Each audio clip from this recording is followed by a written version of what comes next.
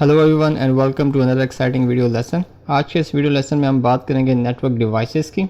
हम डिस्कस करेंगे कि हमारे पास कौन कौन सी डिवाइसेस मौजूद होती हैं एक नेटवर्क में और उनको कहां पे और किस तरह से यूज़ किया जाता है। हमारे नेटवर्क डिज़ाइन के अंदर उनको कहां पे हम यूटिलाइज़ कर सकते हैं और उनकी इंटरनल फंक्शनैलिटी या उनको ऑपरेट कैसे किया जाता है। सो इसी टॉपिक में हम आगे बढ़ते हैं। हमारे पास जो सबसे पहला डिवाइस है हम डिस्कस करेंगे hub.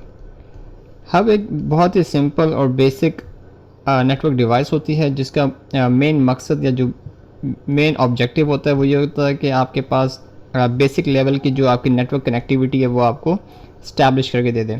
So basically hub is a physical layer device. OSI reference model का जो फिज़िकल लेयर या जो लेयर 1 है आपका, this is a physical layer device which do nothing more than just repeating the signal जहाँ से वो रिसीव करता है। लेट से अगर कोई सिग्नल आप हब के पास आ रहा है एक सिस्टम से, उसका जो मेन मकसद है वो ये है कि उसी सिग्नल को आगे एम्पलीफाई करके या उसी सिग्नल को रिपीट करके आगे दूसरे सिस्टम तक पहुंचा दें। सो बेसिकली अगर PC1 PC2 से कम्युनिकेट करना चाहता है सो हब जो है उसे कनेक्टिविटी प्रोवाइड कर देगा और it does not do any functionalities in a sense के इसके अंदर कोई इंटेलिजेंस मौजूद नहीं होती हब के अंदर या कोई आप इसको प्रोग्राम नहीं कर सकते। Just a simple physical layer connectivity. तो हम यहाँ पे बेसिकली देख सकते हैं कि हमारे पास तीन PC जो है आपस में कनेक्ट हुए हैं थ्रू हब। तो इसका एक ड्रॉबैक ये है कि हब बेसिकली आपको एक ये सिंपल एक कोलिजन डोमेन प्रोवाइड करता है। कोलिजन डोमेन का मतलब ये है कि अगर कोई सिस्टम अगर लेट्स से PC1 और PC2 एक ही टाइम पर अगर डेटा ट्रांसमिट करेंगे तो over the wire in signals का कोलाइड होने का खतरा होता है एंड देन जो आपका सिग्नल है वो अटेन्यूएट हो सकता है या उसके अंदर डिफरेंसेस आ सकती हैं जिसकी वजह से आपके जो CRCs हैं वो बढ़ सकते हैं। तो that's why we don't prefer या हम नॉर्मली यूज़ नहीं करते हब अपने नेटवर्क में, but yes for the point to point connectivity between two systems you can use hub to extend your physical layer connectivity. जो हमारे पास दूसरी डिवाइस है वो है बेसिकली लेयर 2 डिवाइस जिसे हम स्विच कहते हैं। So layer 2 is basically a data link जिसके अंदर हमारे पास डिवाइस मौजूद जिसे हम कहते हैं स्विच। स्विच बेसिकली एक इंटेलिजेंट डिवाइस होती है जिसके अंदर एक फर्मवेयर या एक आप यूँ समझिए कि ऑपरेटिंग सिस्टम रन कर रहा होता है और एक ख़ास प्रोसीजर की या एक ख़ास ऑपरेशन के थ्रू स्विच जो है अपने फॉरवर्डिंग डिसीजंस मेक कर रहा होता है या फॉरवर्डिंग डिसीजंस को ले पाता है। तो बेसिकली लेयर 2 के अंदर जो हम एड्रेसिंग यूज़ करते हैं उससे हम कहते हैं MAC address. MAC address is basically a hardware address जो कि हर सिस्टम का एक अपना यूनिक एड्रेस होता है जो उसकी लाइफ टाइम में कभी चेंज नहीं हो सकता in normal circumstances. So basically होता यह है कि किसी भी अगर लेट से हमारे पास इस एग्जांपल में एक स्विच है जिसमें हमारे पास 4 पोर्ट्स मौजूद हैं। अगर आप एक PC को पोर्ट 1 से कनेक्ट कर दें, एक PC को पोर्ट 2 से और इसी तरीके से एक PC को पोर्ट 4 से कनेक्ट कर लें। अपने PCs को हम नाम देंगे PC1 PC2 एंड PC3 और स्विच पोर्ट्स 1 2 3 एंड 4। अगर लेट से स्विच के साथ आपने 3 सिस्टम्स कनेक्ट कर दिए सो फर्स्ट थिंग फर्स्ट, तो जो सबसे पहली कम्युनिकेशन होगी अगर लेट से PC1 PC3 से कम्युनिकेट करना चाहता है सो होगा ये कि जब PC1 डेटा या डेटा अपना एनकैप्सुलेट करेगा थ्रू आउट डिफरेंट लेयर्स, तो उसमें होगा ये बेसिकली कि आपके पास जब आपका डेटा लेयर 2 तक पहुंचेगा तो उसमें PC1 स्पेसिफिक इंफॉर्मेशन ऐड करेगा उस डेटा के साथ। वो इंफॉर्मेशन होगी source MAC address and destination MAC address. इसके अलावा कुछ और भी इंफॉर्मेशन होती है बट वो इस वक्त हमारे लिए इररिलेवेंट है क्योंकि हमारे पास अभी जो मेन फोकस है वो मैक एड्रेसेस है। So basically source MAC address आपका PC1 का मैक एड्रेस हो जाएगा। अगर इस केस में हमारे पास मैक एड्रेस है ABCD, is just for the example, and then PC3 का हमारे पास जो मैक एड्रेस होगा वो होगा ABC लेट्स से 1। इसी तरह PC2 का जो मैक एड्रेस होगा वो होगा ABC2। सो इसी तरीके से हमारे पास ये 3 मैक एड्रेसेस हैं। सो सोर्स मैक एड्रेस जो मशीन डेटा सेंड करना चाहती है उसका सोर्स मैक एड्रेस आ जाएगा, इस केस में ABCD। इसी तरह से डेस्टिनेशन मैक एड्रेस बेसिकली उस सिस्टम का मैक एड्रेस होगा जहाँ पे सिग्नल या जहाँ पे डेटा को ट्रांसमिट करना है। इन दिस केस अगर PC1 PC3 को डेटा ट्रांसमिट करना चाहता है तो डेस्टिनेशन में जो मैक एड्रेस आएगा वो आएगा PC3 का ABC1।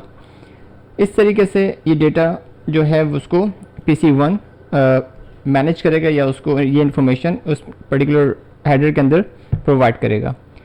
बट अब अगर मिसाल के तौर पे ये डेटा स्विच 1 के पास पहुंचता है तो स्विच 1 करेगा ये कि after checking from the physical layer, अब जब डेटा लिंक लेयर के ऊपर या लेयर 2 पे जब उस डेटा को चेक करेगा तो वहाँ पे देखेगा कि source MAC address and destination MAC address. So first thing, जब ये नया स्विच है, इसने कभी लेट्स से ट्रैफिक को आगे फॉरवर्ड नहीं किया, जो उसका पहला स्टेप होगा वो ये होगा कि सोर्स ये लर्न करेगा कि क्योंकि इसके पोर्ट 1 के ऊपर इस पर्टिकुलर सोर्स से डेटा आया तो अपने पास एक टेबल बनाएगा, उस टेबल में लिखेगा कि port 1 and then MAC address. इस हमारे केस में पोर्ट 1 के साथ जो मैक एड्रेस कनेक्टेड है वो ABCD है, तो इस तरीके से एक टेबल बना लेगा, उसमें ये इन्फॉर्मेशन ऐड कर देगा।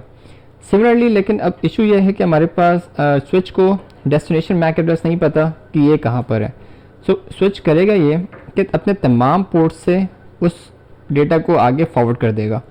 लेट्स से स्विच 2 से भी उस डेटा को बाहर निकाल देगा, स्विच 3 से अगर कुछ कनेक्टेड होगा तो आगे फॉरवर्ड कर देगा, अदरवाइज आगे जो भी पोर्ट्स कनेक्टेड होंगे उन सब से वो डेटा आगे फॉरवर्ड कर देगा। तो जब PC3 अपने पास ये डेटा रिसीव करेगा, वो चेक करेगा कि हाँ ये पर्टिकुलर डेटा जो है PC3 के लिए है because of the destination MAC address information, तो वो डेटा को रिसीव करेगा और जब उसको रिस्पॉन्ड करेगा, जब PC3 अब PC1 को जब आगे रिस्पॉन्ड करेगा, एक्नॉलेजमेंट भेजेगा या कोई डेटा ट्रांसमिट करेगा, तो इसी तरीके से जो आपका स्विच है वो अब ये लर्न कर लेगा कि जो अब होगा ये कि PC3 आपका इस पर्टिकुलर चीज़ को रिवर्स कर देगा। रिवर्स इन अ सेंस कि अब क्योंकि सोर्स आपका PC3 है तो जो सोर्स मैक एड्रेस होगा वो आपका ABC1 होगा, ये सोर्स हो जाएगा आपका क्योंकि आपका PC3 इस वक्त डेटा ट्रांसमिट कर रहा है, और डेस्टिनेशन जो होगा जो डेटा रिसीव करेगा इस केस में आपका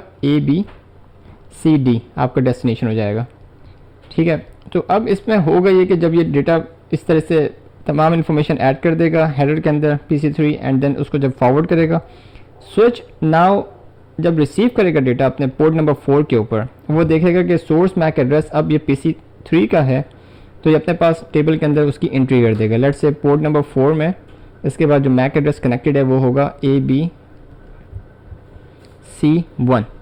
इस तरीके से एक और एंट्री ऐड कर देगा अपने टेबल में। इस पर्टिकुलर टेबल को हम कहते हैं कैम टेबल या MAC address table, MAC address table, क्योंकि इसके अंदर जो भी एंट्रीज हैं वो मैक एड्रेस के रिलेटेड वो मैपिंग कर रहा है अपने पोर्ट नंबर के साथ। इसी तरीके से ये तमाम जो डेटा है स्विच अपने पास रिकॉर्ड करता रहेगा। जब इसके पास तमाम डेटा या अपने तमाम पोर्ट्स के ऊपर लर्न कर लेगा कि कौन सा मशीन या कौन सा सिस्टम किस पोर्ट के साथ कनेक्टेड है, तो इसके बाद स्विच इस इंफॉर्मेशन को यूज़ करेगा तमाम फॉरवर्डिंग के लिए। लेट्स से अब दोबारा अगर PC1 डेटा ट्रांसमिट करना चाहता है तो PC1 डेटा ट्रांसमिट करेगा, अगर PC3 की तरफ फॉरवर्ड करना चाहता है तो नेक्स्ट टाइम स्विच जो है उसको ब्रॉडकास्ट नहीं करेगा, तमाम पोर्ट से आगे फॉरवर्ड नहीं करेगा, बल्कि अब उसको पता है कि डेस्टिनेशन पोर्ट कहाँ पे कनेक्टेड है एंड सिर्फ उसी स्पेसिफिक पोर्ट से डेटा को आगे फॉरवर्ड कर देगा। सो ये एक बेसिक हमारे पास अंडरस्टैंडिंग है कि स्विच लेयर 2 के ऊपर काम कैसे करता है। सो अगर हम इसको दोबारा से एक दफ़ा रिव्यू करें तो हम इस तरह से कह सकते हैं कि हमारे पास स्विच बेसिकली एक इंटेलिजेंट डिवाइस है जो अपने पास तमाम डेटा स्टोर करती है by learning from different packets और डिफरेंट जो आपके फ्रेम्स होते हैं। अब यहाँ पे एक चीज़ मैं मेंशन करता चलूँ कि अगर लेट्स से स्विच के पास अगर कोई इन्फॉर्मेशन मौजूद नहीं है तो वो तमाम पोर्ट से आगे फॉरवर्ड कर देगा। अब जाहिर सी बात है क्योंकि अब स्विच के अंदर जो मेमोरी है वो लिमिटेड है, तो इसके अंदर स्पेसिफिक एंट्रीज जो हैं वही से स्टोर हो सकती हैं। मिसाल के तौर पे अगर लेट्स से हम फॉर एग्जांपल हमारे पास जो स्विच है उसका जो मैक्सिमम मैक एड्रेस का जो साइज़ हो सकता है वो 300 एंट्रीज हो सकती हैं मिसाल के तौर पर। इससे ज़्यादा भी हो सकती हैं, इससे कम भी हो सकती है डिपेंडिंग ऑन द स्विच।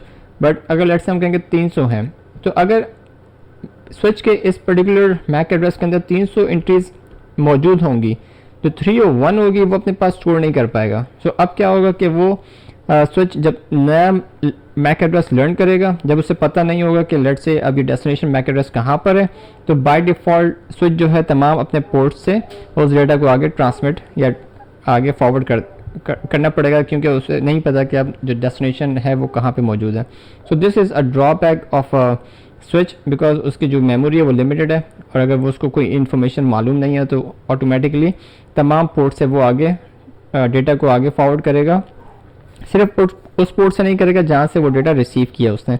अगर पोर्ट ए पे उसने डेटा रिसीव किया तो पोर्ट ए के अलावा तमाम पोर्ट्स के ऊपर वो डेटा आगे फॉरवर्ड कर देगा. So this is the basic functionality, या उसका जो बाय डिफ़ॉल्ट ऑपरेशन है स्विच का, वो इस तरीके से काम करता है. So this was a basic understanding कि हमारे पास लेयर 2 पे जो स्विच मौजूद है या जो डिवाइस मौजूद है उसे हम स्विच कहते हैं. स्विच जो है मैक एड्रेसेस के ऊपर काम करता है. इसके पास जो एड्रेस टेबल जो बनता है उसे हम मैक एड्रेस टेबल कहते हैं. एंड देन इसका बाय डिफ़ॉल्ट फंक्शन ये है कि जब इसके पास कोई भी एंट्री मौजूद ना हो उसके मैक एड्रेस टेबल में, so by default it gonna forward that particular frame on each of the port. And then आस्ता आस्ता वो लर्न करता रहेगा अपने ट्रैफिक के सोर्स मैक एड्रेस के इंफॉर्मेशन से, और अपने पास जो मैपिंग जो है उसे रिकॉर्ड करते रहेगा for future forwarding decisions. So this was switch. इसके अलावा हमारे पास एक और स्विच होती है नेटवर्किंग में, जो हमारे पास लेयर 3 स्विच है, या लेयर 3 हमारे पास डिवाइस जिसे हम राउटर भी कहते हैं. तो मैंने कहा लेयर 3 स्विच. सो यस, हमारे पास डिवाइसेस होती हैं जिसे हम लेयर 3 स्विच भी कहते हैं. सो ये एक स्पेशलाइज्ड डिवाइस होती है जिसके पास लेयर 2 एंड लेयर 3 पे ऑपरेट करने का फंक्शन मौजूद होता है, और ये दोनों लेयर्स के ऊपर काम कर सकता है. बट नॉर्मली जो लेयर 3 पे डिवाइसेस काम करती हैं हम उन्हें राउटर्स कहते हैं, बिकॉज राउटर्स जो हैं आपके स्पेसिफिक एड्रेस स्कीम के ऊपर काम करता है, जिसे हम कहते हैं आईपी एड्रेसिंग. पिछले लेक्चर्स में हमने डिस्कस किया कि what is IP address and all that, कि किस तरीके से आप उसको यूज़ कर सकते हैं. सो सेम आईपी एड्रेसेस जो हैं इस पर्टिकुलर डिवाइस में आप यूज़ करते हैं, and then based on IP address router आपके फॉरवर्डिंग डिसीजंस ले पाता है.